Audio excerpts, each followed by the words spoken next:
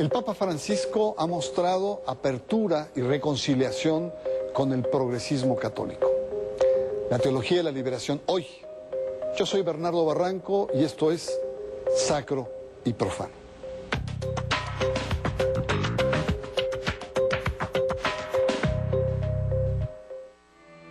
El Papa Francisco quiere una iglesia pobre entre los pobres. Lo ha refrendado en sus discursos en los que hace énfasis en la desigualdad social y en su voluntad de reformar a la aristocrática curia romana. El Papa no quiere una iglesia autorreferencial, sino que salga a las periferias de las sociedades, y por eso ha lanzado diversas señales de reconciliación con el progresismo católico, que en América Latina recibe el nombre de Teología de la Liberación. Reflexión de fe que resalta y rescata el mensaje cristiano. La Teología de la Liberación es un importante movimiento social, pastoral y teológico de la Iglesia en América Latina, que floreció como fruto de las renovaciones conciliares en los años 60 del siglo pasado, y que considera al sacerdote peruano Gustavo Gutiérrez como su padre y al brasileño Leonardo Boff como uno de sus máximos exponentes. Bajo las dictaduras militares en América Latina, estos grupos sufrieron una fuerte represión. Hubo grandes personajes que aún son recordados con veneración y respeto por su decidido compromiso, como Elder Cámara en Brasil, Monseñor Óscar Arnulfo Romero en El Salvador, y en México don Samuel Ruiz García, obispo de San Cristóbal de las Casas, quien es un representante destacado de esa generación. Bajo el influjo de la Guerra Fría, tanto Washington como la curia romana vieron con desconfianza el movimiento con el que temían una infiltración marxista. En el pontificado de Juan Pablo II se impuso un movimiento disciplinario contra los simpatizantes de la Teología de la Liberación. Se operó un proceso de represión interna con la marginación de los teólogos, el nombramiento de obispos conservadores y el bloqueo a los ensayos pastorales en los sectores populares. Al ser latinoamericano, el Papa Francisco conoce muy bien toda esta trayectoria y ha dado señales de que quiere retomar parte de este evangelio social latinoamericano.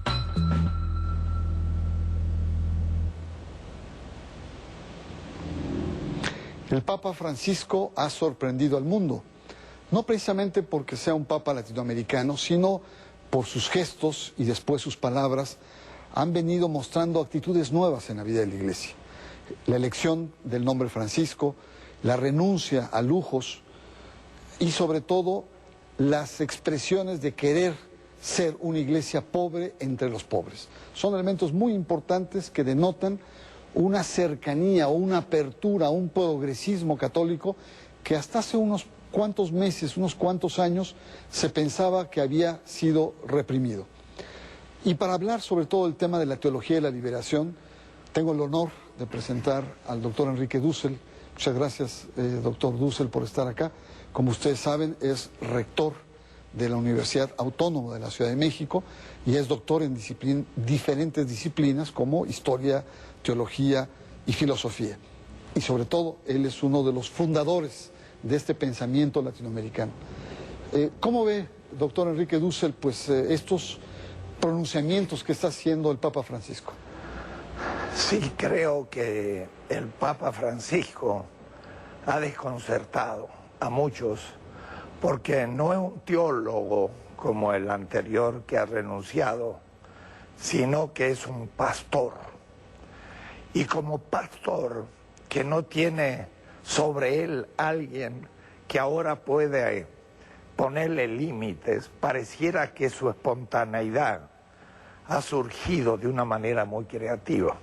Cuando era arzobispo en algún país latinoamericano, en Buenos Aires, por ejemplo, era todavía un hombre, diríamos así, respetuoso de ciertos hábitos, pero ahora liberado de toda esa manera de ser cuasi burocrática en la Iglesia, ha destapado una actitud inesperada, pero no teológica, sino pastoral. Lo que pasa que a su vez en América Latina, ya de 40 años, ha surgido un pensamiento teórico sumamente creativo que fue reprimido por la Iglesia oficial, pero que justifica las actitudes pastorales que él toma. De tal manera que no es un milagro entender que el Papa tiene en la teología de la liberación una explicación teórica de sus actitudes. Por eso que el cardenal Müller, que es el hoy, diríamos así, el inquisidor porque está en la Congregación de la Fe, presenta a Gustavo Gutiérrez, el creador de la Teología de la Liberación, en Roma, lo cual, claro, los cristianos, o mejor católicos de derecha, están un poco desconcertados. Pero yo creo que la genialidad de este Papa es que es espontáneo, muy seguro en lo que hace, pero eso, que puede ser algo populista, está fundado en una larga tradición pastoral, de tal manera que da puntadas, pero con hilo, porque la cosa continúa y no deja de plantear novedades. Doctor Enrique Dussel, teología de la liberación, la posibilidad de abrirse, de reconciliarse, ya lo hizo con Gustavo Gutiérrez, tiene sentido de afecto con Leonardo Boff, pero antes de ir a esos temas me gustaría que nos definiera qué es la teología de la liberación. Sí, hace poco estaba en Rabat, en Marruecos, en un encuentro interfilosófico con árabes, musulmanes, hindúes, chinos, también de América Latina, y me llamó la atención que un profesor de Jordania me dijo: no nos interesa tanto la filosofía de la liberación, lo que nos interesa es la teología de la liberación. Yo dije, qué notable, pero además yo digo, habría que también entender que la teología está explicando la causa de la pobreza como un pecado estructural. Es decir, es una teología que parte de lo cotidiano, con la metodología de las ciencias sociales, aún del psicoanálisis, de toda la episteme descolonial más crítica, y sabe hacer teología. De tal manera que ha logrado llenar un vacío en la izquierda. La izquierda, más bien secularizante, diciendo que la religión es el opio, se distanció del imaginario popular africano, musulmán, hindú, chino. Los chinos son en el fondo taoístas y budistas y confucianos, o de América Latina. Es decir, que el imaginario popular es religioso. Y la izquierda entonces perdió por una cierta visión secular el penetrar ese imaginario. La teología de liberación puede entrar ahí. Es lo que Walter Benjamin dice, es un mesianismo materialista. Mesianismo porque tiene una mística, pero materialista en el sentido que cubre o piensa las necesidades humanas como exigencias éticas. Si alguien tiene hambre, hay que darle de comer. Si alguien tiene sed en el desierto arábigo, hay que darle de beber. Si alguien es desnudo, hay que vestirlo. Si no tiene casa, hay que ponerle una casa. Y alguien dirá, esas son las necesidades materiales. Esos son los criterios éticos del fundador del cristianismo para el juicio final. Es un materialismo mesiánico. Muy bien, gracias, doctor Dussel. Estamos en el tema de la teología de la liberación. Hoy, usted acaba de escuchar un papa más pastoral, más abierto al mundo popular de los pobres, y justamente rehabilita lo que es la teología de la liberación, o puede rehabilitarla, precisamente porque penetra ese mundo popular, lo que el doctor Dussel llama ese imaginario. Vamos a una pausa, está usted en Sacro y Profano.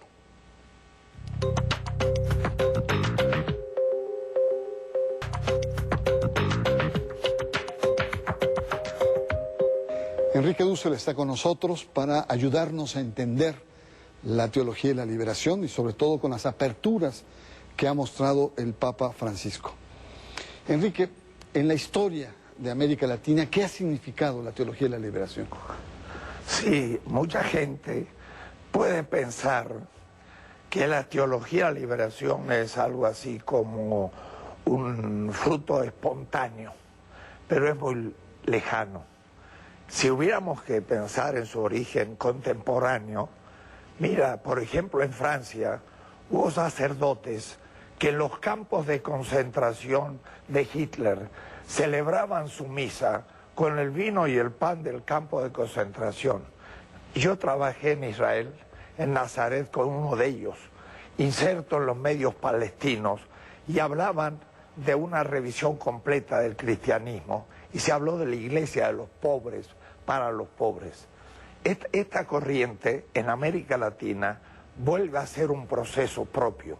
Desde Bartolomé de las Casas se había criticado el colonialismo, también se había criticado el imperio español. En esa tradición, en pleno siglo XX, gracias a las ciencias sociales, gracias también al compromiso de la juventud en los movimientos revolucionarios, desde Cuba en adelante, hubo muchos jóvenes cristianos que se comprometieron en el proceso de cambio social. Pero la visión tradicional del cristianismo no funcionaba para ese tipo de compromisos históricos, muchas veces hasta guerrilleros, es verdad. Y entonces hubo que reformular la fe cristiana desde sus orígenes. Es decir, desde los tiempos que los cristianos enfrentaban el Imperio Romano y morían en los circos, y no que justificaban la dominación del imperio desde de Constantino en adelante, que le llamamos la cristiandad. Que sí que la teología de la liberación es un repensar la experiencia cristiana desde sus orígenes y desde sus orígenes latinoamericanos hoy a nivel de la ciencia crítica más de punta. Indudablemente hubo grandes personajes, Helder Cámara, teólogos tan importantes como Gustavo Gutiérrez, que has hecho referencia. Es decir, hay toda una generación de pastores, de gente muy comprometida. Pero en fin, no nos da mucho tiempo, sería realmente interesante conversar sobre todos esos puntos, pero háblanos, Enrique, de qué es hoy la teología en la liberación.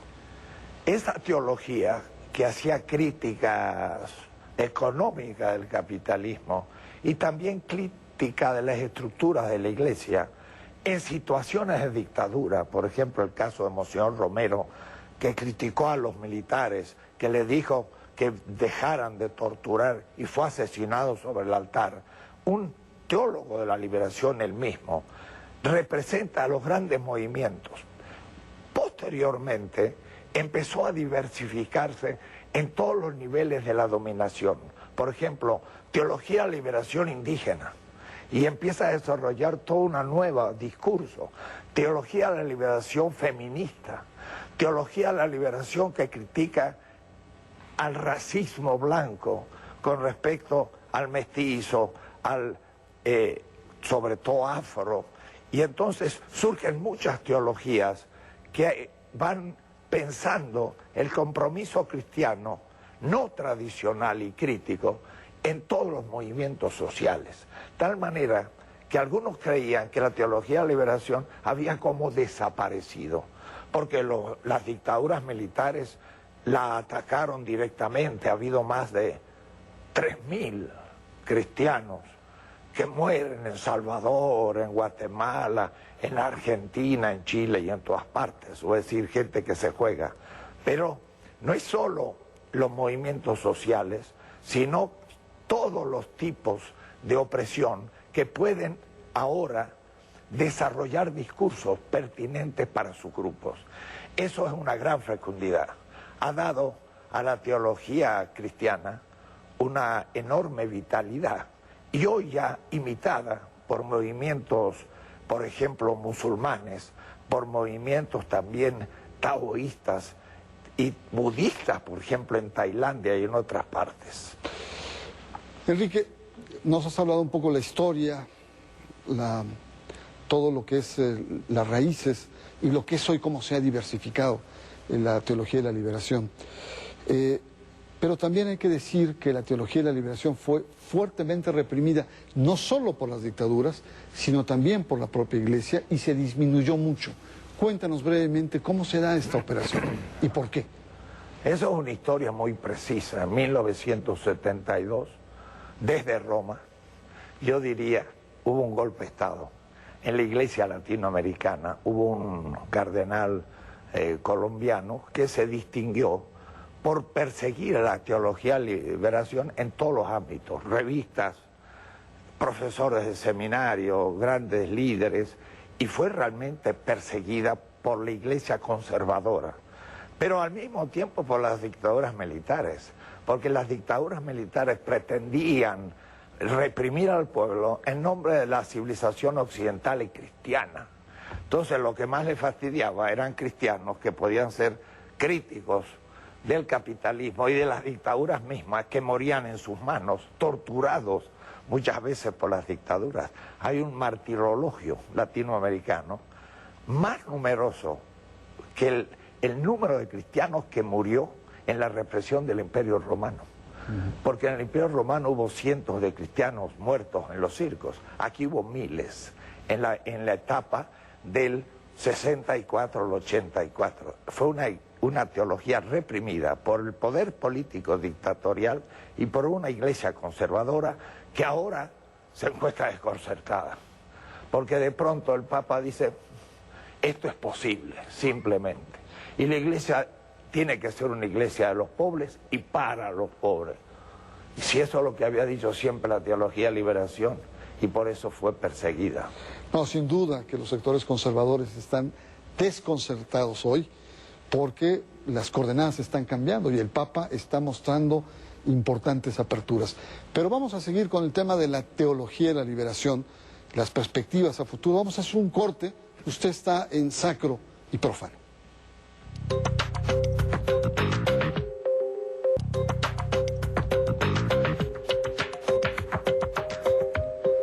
La teología de la liberación es un tema muy actual y la presencia de Enrique Dussel nos ayuda a entender, a profundizar lo que significa. Hemos visto su historia, hemos visto los elementos de represión, su naturaleza, pero probablemente, Enrique, nos falte ahondar más en las narrativas actuales. ¿Cuáles podrían ser estas narrativas de la teología de la liberación? Lo interesante es que al comienzo se pensó el compromiso por los pobres, que más económico, fue una crítica a una estructura de dominación internacional que se fundaba en la teoría de la dependencia y en la inspiración de una economía crítica. Y esto pues también escandalizó a muchos porque la Iglesia no había tocado la economía de un punto de vista de la teología. Se hablaba de un pecado estructural internacional, nacional y en la empresa. Pero rápidamente, por ejemplo, surge un discurso del feminismo teológico, la liberación de la mujer. Y entonces lo que confronta es el machismo, pero un machismo muy antiguo, porque viene de milenios, Padre nuestro. Pero el Padre es también Madre nuestra, o es decir, que era una metáfora de la fecundidad del Creador. Y entonces hay una crítica al machismo, pero después van surgiendo otras teologías, no solamente la teología blanca, feminista, sino la de color, y no solamente la de color, sino la obrera, y al mismo tiempo la que es marginal. Entonces el feminismo teológico empieza a tener muchas variantes. Lo mismo se va a decir en otros campos donde hay también dominación. El campo indígena, por ejemplo, la teología india, que es un tema muy interesante. Enrique, muchos expertos plantean la influencia de la teología argentina en el Papa Francisco. Sí, la teología argentina de la liberación siguió una vertiente un tanto distinta. La peruana, por ejemplo, Gustavo Gutiérrez, o la brasileña, Boff, o la mexicana también. Fue mucho más articulada con los movimientos populares. Fue una teología más cultural de la dominación. Advirtió el tema de, justamente como dije al comienzo, el imaginario religioso simbólico del pueblo, y situándose de ahí, pone al pueblo en movimiento. O es decir, hablar de liberación desde un punto de vista meramente político muchas veces no mueve al pueblo. Pero si uno toma su Biblia, la de la gente, y muestra que hay un faraón en Egipto, y en la época de las dictaduras el faraón era como un dictador, y había un pueblo esclavo que era la gente, y un Moisés que predicaba la organización de la tierra prometida, que era un nuevo sistema, la gente entendía perfectamente ese discurso, porque era el propio, pero estaba ahora movilizado y permitía a la gente comprender lo que pasaba. Por ejemplo, Rigoberta Menchú en Guatemala dice cuando descubrimos que teníamos que hacer lo de Moisés, que era luchar contra el faraón para liberarnos hacia la tierra prometida.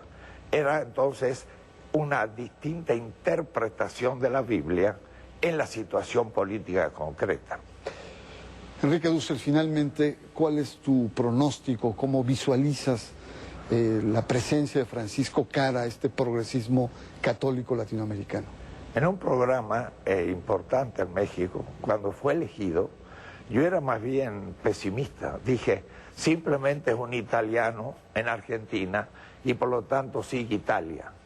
Pero ha desconcertado. Realmente es un hombre mucho más libre, es un hombre que tiene la capacidad de ser coherente. El hecho de que no haya dormido todavía en el Vaticano, que use zapatos como todo el mundo, que tenga un auto de segunda y no de primera, todo eso no es, sin embargo, pequeños signos, es un signo gigantesco que está dando.